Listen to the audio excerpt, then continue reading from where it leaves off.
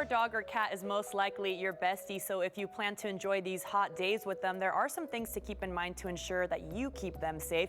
For today's Wellness Wednesday, please welcome Bree Jameson with Furryland of San Antonio. Thank you for being with us. Of course. Thank you for having me. Yeah, so we just saw a lot of different wild animals, but realistically, a lot of us probably have dogs. I have a dog. Yep. We all have cats, dogs, and we need to make sure that we remember some of those things during this heat because they have fur. Yes, they do. Yeah, we absolutely want to make sure that we are keeping them well groomed.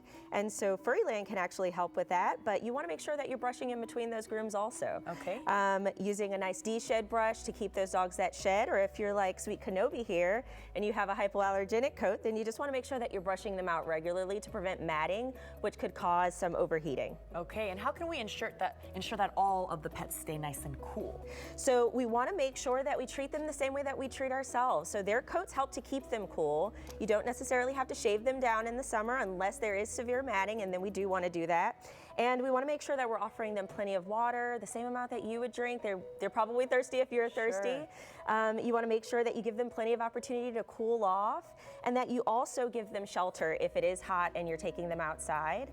One of the other things that we want to make sure of is that we protect their paws when they go out in the heat. So if you just touch the ground, if it's hot to your hand, it's also hot to their feet. Yes. And we want to make sure that we protect their paws. You can use paw boots for them, or you can just make sure that you take them into shaded areas. Okay, that is a good reminder for sure, because sometimes I think we consider the fact that their little paws are thicker, but maybe not so much. They still feel that heat. Is there anything that we could do to keep them more comfortable indoors, or aside from just water?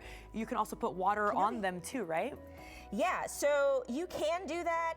If you get your dog wet, a lot of us like to go out swimming and going into the rivers and things like that in the summer.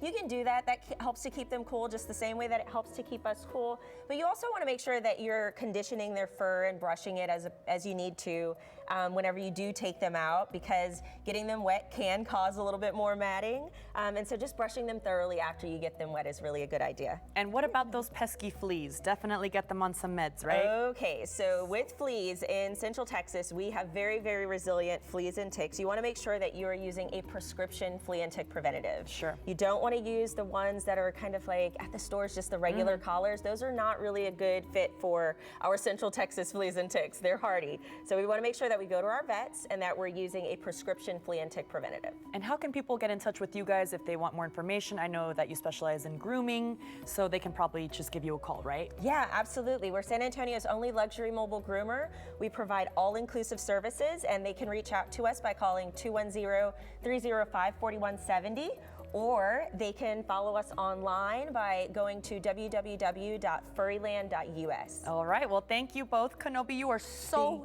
handsome. I just love this dog, so beautiful. Thank you for all those reminders. Of course.